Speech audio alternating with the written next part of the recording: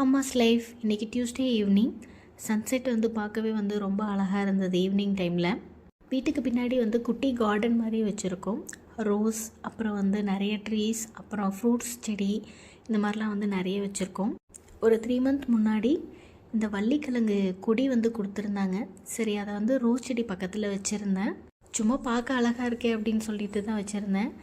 இந்த 3 மந்த்ஸில் என்னாச்சு அப்படின்னா, அது வந்து ரோஸ் செடி வந்து ரொம்ப டிஸ்டர்ப் பண்ணுற மாதிரி ரொம்ப பரவிடுச்சு, படர்ந்துருச்சு. ஸோ அதனால் இன்றைக்கி வந்து அதை பிடுங்கிடுவோம் அப்படின்னு சொல்லிவிட்டு இன்றைக்கி பிடுங்கிட்டேன். நான் கிழங்கெல்லாம் இருக்காது அப்படின்னு தான் நினச்சேன்.